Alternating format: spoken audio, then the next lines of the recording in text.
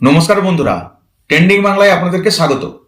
এই মুহূর্তে দুনিয়া এমন এক জায়গায় দাঁড়িয়ে আছে যেখানে একটা মানুষের সিদ্ধান্তে যুদ্ধ হতে পারে, আবার সবকিছু থেমেও যেতে পারে। সেই মানুষটা আর অন্য কেউ নন, তিনি হচ্ছেন ডোনাল্ড ট্রাম্প।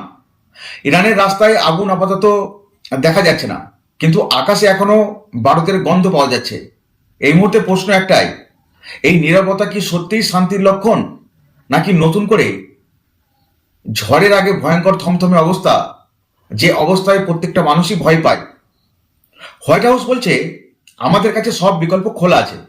এই চারটে শব্দই যথেষ্ট গোটা পশ্চিম এশিয়াকে কাঁপিয়ে দেওয়ার জন্য। একদিকে ইরান হঠাৎ করে শত শত মৃত্যুদণ্ড আটকে দিয়েছে, অন্যদিকে আমেরিকার যুদ্ধজাহাজ নতুন করে পাঠাচ্ছে। কেউ পিছিয়ে আসছে, আবার কেউ নিজেদের নতুন করে শক্তি দেখাচ্ছে। এই টানাপোড়েনের মাঝখানে দাঁড়িয়ে আছে একটা অদ্ভুত অনিশ্চয়তা।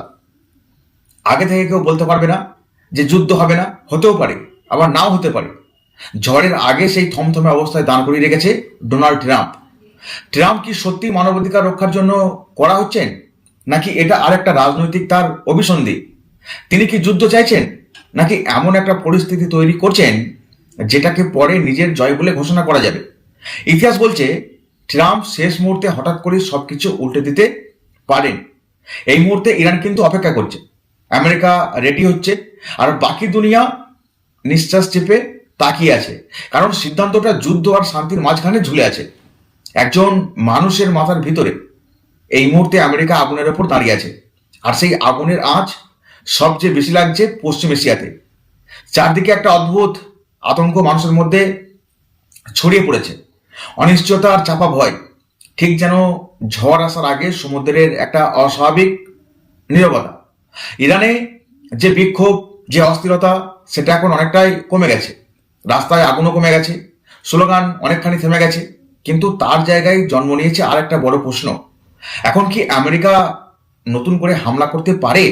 আর সেই প্রশ্নের কেন্দ্রে একটাই নাম, তিনি হচ্ছেন ডোনাল্ড ট্রাম্প। এই মুহূর্তে গোটা বিশ্বের চোখ এখন ট্রাম্পের দিকে। কারণ এই মানুষটা কখন যে কি করেন তিনি বোধহয় নিজেও জানেন না। মুখে একরকম বলেন, কাজে আর একরকম করে দেন। সেটা তিনি ছাড়া আর কেউ জানে না যে তিনি অ্যাকচুয়ালি কি করতে চলেছেন। হোয়াইট হাউসের বক্তব্য এখনো পর্যন্ত সেটাই বলছে। তারা বলছে ট্রাম্প ইরানের জন্য একটা স্পষ্ট রেড লাইন টেনে দিয়েছেন, আর সেই লাল দাগটা খুব পরিষ্কার, আর কোনো হত্যাকাণ্ড এই মুহূর্তে নয়। যদি ইরান বিক্ষোভকারীদের হত্যা চালিয়ে যায় তাহলে তার পরিণতি হবে ভয়ঙ্কর। হোয়াইট হাউস থেকে বলা হয়েছে প্রেসিডেন্ট এবং তার টিম ইরানকে সরাসরি জানিয়ে দিয়েছেন হত্যা চললে কঠিন সিদ্ধান্ত নেওয়া হবে। তারা এটাও বলেছে ট্রাম্প লক্ষ্য করেছেন যেসব প্রায় 800 জন বন্দির মৃত্যুদণ্ড কার্যকর হওয়ার কথা ছিল, সেটা হঠাৎ করেই আটক হয়েছে। অর্থাৎ ইরান আপাতত পিছনে আসছে। কিন্তু একই সঙ্গে হোয়াইট হাউস এটাও স্পষ্ট করে দিয়েছে সব বিকল্প এখনো খোলা আছে, সামরিক হামলাও পিছিয়ে তারা আনছে না। এই জায়গাটাই সবচেয়ে বিপজ্জনক, কারণ সব বিকল্প খোলা মানে কথার সামান্য কথা নয়, এটা একটা বাস্তব। আপনি হুমকিও ধরতে পারেন। আর এই হুমকির পিছনে একটা বড় কারণ আছে, সেটা হচ্ছে ট্রাম্প নিজেই। শোনা যায় তিনি ইরানে হওয়া প্রকাশ্যে মৃত্যুদণ্ডের ভিডিও নাকি দেখেছেন, যেখানে মানুষকে ক্রেন থেকে ঝুলিয়ে ফাঁসি দেওয়া হয়, জনতার সামনে মৃত্যুকে প্রদর্শনী বানানো হয়। এই ভিডিওগুলো ট্রাম্পকে ভীষণভাবে নাড়িয়ে দিয়েছে। এমনও বলা হচ্ছে এই সময় তিনি ইরানে হামলার সিদ্ধান্তের একেবারে কাছে পৌঁছে গিয়েছিলেন। যেভাবে খবর পাওয়া যাচ্ছে হয়তো তিনি হামলা করেও দিতেন। কিছু জিনিস তিনি ভেবেছিলেন, ইরানকে সতর্ক করেছিলেন, কিন্তু শেষ পর্যন্ত তিনি আবার থেমে গেছেন। এখন প্রশ্ন হচ্ছে, যিনি মনে মনে স্থিরটা করেই নিয়েছিলেন তাহলে কেন থামলেন? কারণ চারটি বড় ঘটনা তার সামনে এসে দাঁড়িয়ে গেছিল। প্রথমত, ইরান নিজেই মৃত্যুদণ্ড আটকে দিয়েছে। এটা নিঃসন্দেহে ট্রাম্পের জন্য একটা বড় কূটনৈতিক সাফল্য হিসেবে দেখানো যেতে পারে। ইরান যেন বলছে যে ঠিক আছে, আমরা থামছি। এটা ট্রাম্পকে একটা সম্মানজনক বেরিয়ে যাওয়ার রাস্তা করে দিয়েছে। তা না হলে ট্রাম্প যে কি করতো ইরান হয়তো একটু হলেও বুঝতে পেরেছে। যদিও ইরান কম শক্তিধর দেশ নয়, তারাও এই মুহূর্তে অন্তত তাদের সামরিক ক্যাপাসিটি প্রচুর আছে। আর দ্বিতীয়ত যেটা মনে করা হচ্ছে যে বাস্তব সামরিক পরিস্থিতি, এই মুহূর্তে পশ্চিম এশিয়ায় আমেরিকার পর্যাপ্ত সামরিক প্রস্তুতি নেই। কোনো ক্যারিয়ার স্ট্রাইক গ্রুপ সেখানে উপস্থিত ছিল না। বড় হামলা চালাতে গেলে যেটা দরকার হয় সেটা তখন হাতের কাছে ছিল না ডোনাল্ড ট্রাম্পের সামরিক বাহিনীর। আর 3 নম্বর যেটা মনে হচ্ছে, ট্রাম্পের নিজের লোকজনই তাকে সাবধান করেছে। তার উপদেষ্টারা বলেছেন ইরানের ওপর বড়সড় হামলা করলেও শাসন ব্যবস্থা নাকি ভেঙে পড়তে পারে। এমন কোনো নিশ্চয়তা নেই, বরং এতে পুরো অঞ্চল জুড়ে যুদ্ধ ছড়িয়ে পড়তে পারে। এমনকি তার বিশেষ দূত স্টিভ উইটকক তিনিও পর্যন্ত প্রকাশ্যে বলেছেন তিনি সামরিক সংঘর্ষ নয়, কূটনৈতিকই একমাত্র সমাধান রাস্তা বার করতে পারে। মানে ব্যাপারটা দুদিক থেকেই গোলমেলে। হয়তো ডোনাল্ড ট্রাম্প চাইছিল যুদ্ধ, কিন্তু তার পরিস্থিতির জন্য তিনি পিছিয়ে আসতে বাধ্য হয়েছেন। আর 4 নম্বর যেটা মনে করা হচ্ছে, সম্ভবত সবচেয়ে গুরুত্বপূর্ণ বিষয়, আমেরিকার বন্ধু দেশগুলো সৌদি আরব, কাতার, ওমান, তুরস্ক, এমনকি ইসরায়েল পর্যন্ত ট্রাম্পকে নাকি সতর্ক করেছে। তারা সবাই বলেছে যে এখন হামলা করা ঠিক হবে না। ইসরায়েলের ধারণা ইরানের সরকার এখনো যথেষ্ট শক্ত ভিতের উপর দাঁড়িয়ে আছে। আর আরব দেশগুলো নতুন করে আবার ভয় পেতে শুরু করেছে, যুদ্ধ শুরু হলে তার আগুন তাদের ঘরে এসেও লাগতে পারে। এই 4টি কারণ মিলেই আপাতত ট্রাম্পকে থামিয়ে রেখেছিল। কিন্তু এটাকে শান্তি ভাবলে ভুল হবে, কারণ এর মধ্যেই আমেরিকা আরো সামরিক শক্তি পাঠাচ্ছে। ইউএসএ আব্রাহাম লিঙ্কন নামের একটা বিশাল যুদ্ধ জাহাজ, যেটা এতদিন দক্ষিণ চীন সাগরে ছিল, এখন পশ্চিম এশিয়ার দিকে রওনা হয়েছে। অর্থাৎ বন্দুক বা অস্ত্র এখনো পর্যন্ত নামিয়ে রাখা হয়নি, শুধু আঙুলটা ট্রিগার থেকে সামান্য সরানো হয়েছে। ইচ্ছা করলে আঙুল আবার ট্রিগারে রেখে ফায়ার হতে পারে। এখন এই মুহূর্তে প্রশ্ন আমাদের একটাই যাচ্ছে, এর পরে কি হবে? সামরিক প্রস্তুতি মানেই হামলা হবে এমনটা নয়, অনেক সময় এটা চাপ তৈরির একটা বড় কৌশল, ইরানকে মানসিক চাপে রাখার উপায়। আবার এটাও সত্যি, ট্রাম্প যদি হঠাৎ সিদ্ধান্ত নিয়ে ফেলেন তাহলে এই প্রস্তুতি হবে নতুন করে হামলার ভিত্তি। আপনারা যারা ট্রাম্প সম্পর্কে খোঁজ খবর রাখেন তারা নিশ্চয়ই বুঝতে পারছেন ট্রাম্পের কথার কোনো মূল্য নেই। বিশ্ব রাজনীতিতে দেশেরা এই ধরনের কথাই কিন্তু বলে, অন্যান্য রাষ্ট্রনেতারা। সবকিছু শেষ পর্যন্ত দাঁড়িয়ে আছে দুটো বিষয়ে। প্রথমত ট্রাম্প নিজে, আর হোয়াইট হাউস স্পষ্ট বলেছে তিনি কি ভাবছেন সেটা তিনি আর হাতে গোনা কয়েকজন উপদেষ্টা ছাড়া কেউ জানে না। আর 2 নম্বর হচ্ছে ইরানের ভিতরের পরিস্থিতি।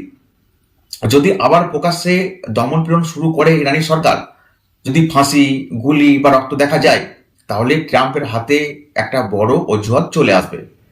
এই মুহূর্তে ইরান সেই রাস্তা নেবে না, বরং তারা বিচার দেখাচ্ছে, আদালত দেখাচ্ছে। 2 জন নারীর বিচার চলার ভিডিও সামনে এসছে। একজন বলছেন তিনি ভুল করেছিলেন, আর একজনের বিরুদ্ধে অভিযোগ তিনি নাকি ইসরায়েলে বার্তা পাঠিয়েছিলেন। অর্থাৎ সরকার এখন বলছে আমরা আইন মেনেই কাজ করছি। অর্থাৎ ইরানের দিকে যদি আমরা তাকাই তাহলে দেখব ইরান মোটামুটি শান্তির পথে যেতে শুরু করেছে, কিন্তু পুরোপুরি এখনো শান্তির পথে তারা আসেনি, কেননা এখনো বিক্ষিপ্তভাবে কিছু ঘটনা ঘটেই চলেছে। আর এই পরিস্থিতিতে তেহরান ট্রাম্পকে একটা সুযোগ দিয়েছে, একটা অফ র্যাম্প। এখন প্রশ্ন, ট্রাম্প কি সেটা নেবেন? এত হুমকি, এত উত্তেজনার পর তিনি কি এটাকে নিজের জয় বলে ঘোষণা করতে পারবেন, নাকি শেষ মুহূর্তে আবার নতুন কোনো চমক দেবেন? কেননা তিনি তো চমক দিতেই ভালোবাসেন, কখন কি করেন কেউ তো বুঝতে পারে না। কারণ ট্রাম্প ইতিহাসে এমনটাই করে এসেছেন, কথা একরকম, কাজ অন্যরকম। তাই সামনে যে দিনগুলো আমাদের আসছে সেগুলো ভীষণ গুরুত্বপূর্ণ হতে চলেছে, ভয়ের হতে চলেছে। শুধু ইরান বা আমেরিকার জন্যই নয়, এটা বলতে পারেন গোটা বিশ্বের জন্য। এই মুহূর্তে দুনিয়া নিঃশ্বাস আটকে অপেক্ষা করছে যে সিদ্ধান্তটা আসবে হোয়াইট হাউস থেকে সেটা কি হতে পারে। সেই সিদ্ধান্তই ঠিক করে দেবে পশ্চিম এশিয়ার শান্তির দিকে যাবে নাকি আর একটা বড় যুদ্ধের দিকে এগিয়ে যাবে। সব মিলিয়ে আজ আমরা এমন এক সন্ধিক্ষণে দাঁড়িয়ে আছি যেখানে ঘটনাগুলো আর আলাদা আলাদা করে বোঝা যায় না। ট্রাম্প হঠাৎ করে শুনবেন যুদ্ধ ছেড়ে পিছিয়ে আসছে, আবার হঠাৎ করে রাত্রে শুনবেন হামলা অলরেডি করে দিয়েছে, কেননা তার কথা কাজের সঙ্গে মিল থাকে না। ইরানের ভেতরে অস্থিরতা, আমেরিকার সামরিক প্রস্তুতি, ট্রাম্পের নতুন করে হুমকি, আবার সেই হুমকির মধ্যেই পিছু হটার ইঙ্গিত। সবকিছু মিলিয়ে এটা শুধু ইরান বনাম আমেরিকার গল্পই নয়, এটা ক্ষমতা, ভয়, রাজনীতি আর কৌশলের গল্প বলতে পারেন। আর এই গল্পের সবচেয়ে বিপজ্জনক দিক হচ্ছে এখানে নিশ্চিত বলে কিছু নেই যে নিশ্চিতভাবে যুদ্ধ হবে না কিংবা নিশ্চিতভাবে যুদ্ধ হবে। সবকিছুই সম্ভাবনার দোলাচলে আমরা দেখতে পাচ্ছি। তবে ইরানের বিক্ষোভ আপাতত থেমে গেছে, কিন্তু তার মানে এই নয় যে সেখানে ক্ষোভ পুরোপুরি শেষ হয়ে গেছে। ক্ষোভ এখন একটু ধীরে চলছে। আর চুপ করে থাকা মানেই নতুন করে ক্ষোভ আবার ভয়ঙ্কর হতে পারে। তেহরান এখন দেখাতে চাইছে যে তারা নিয়ন্ত্রণে আছে, তারা আইন মেনে চলছে, তারা আন্তর্জাতিক চাপের সামনে মাথা নত করছে না। কিন্তু বাস্তবটা হলো এই চাপ তাদের বাধ্য করেছে মৃত্যুদণ্ড স্থগিত রাখতে, প্রকাশ্যে দমন পীড়ন কমাতে। অর্থাৎ চাপ একটা কাজ করছে, আমরা সেটা বুঝতে পারছি। এখন প্রশ্ন হলো এই চাপ কতদিন কাজ করবে। অন্যদিকে আমেরিকার কথা যদি আমরা বলি, অন্যদিকে আমেরিকা বাইরে থেকে দেখলে মনে হয় তারা খুব শক্ত অবস্থানে, যুদ্ধজাহাজ পাঠানো হচ্ছে, সব বিকল্প খোলা, বলা হচ্ছে হুমকি ঝুলিয়ে রাখা হচ্ছে। কিন্তু গভীরে যদি আমরা তাকাই তাহলে বুঝতে পারবো আমেরিকাও দ্বিধায় ভুগছে। কারণ ইরানে হামলা মানে শুধু একটা দেশের উপর আঘাতই নয়, এর মানে পুরো পশ্চিম এশিয়াকে অস্থির করে তোলা। এর মানে তেলের দাম বাড়বে, শরণার্থীরা সংকটে পড়বে, জঙ্গি হামলা হতে পারে, আঞ্চলিক যুদ্ধ সব একসঙ্গে শুরু হবে। আর এই দ্বিধার মাঝখানে দাঁড়িয়ে আছে ডোনাল্ড ট্রাম্প, এমন একজন তিনি নেতা যাকে কেউ পুরোপুরি এখনো পর্যন্ত জানতে পারেনি। তিনি একদিকে হুমকি দেবেন, আবার অন্যদিকে সঙ্গে সঙ্গে থেমে যাবেন। কখন কি বলবেন কেউ বুঝতে পারবে না। হয়তো বলে ফেললেন যে ঠিক আছে 2 সপ্তাহ সময় নেব, আবার কয়েকদিনের মধ্যেই হামলা চালিয়ে দিলেন। এই অনিশ্চয়তাই তাকে সবচেয়ে বিপজ্জনক করে তুলেছে। কারণ এখানে পরিকল্পনার চেয়েও বড় হচ্ছে তার মুড। তার মুডের ওপর সবকিছু নির্ভর করে। আন্তর্জাতিক রাজনীতিতে অবশ্য কখন কি হয় এটা নিশ্চিতভাবে বলা যায় না।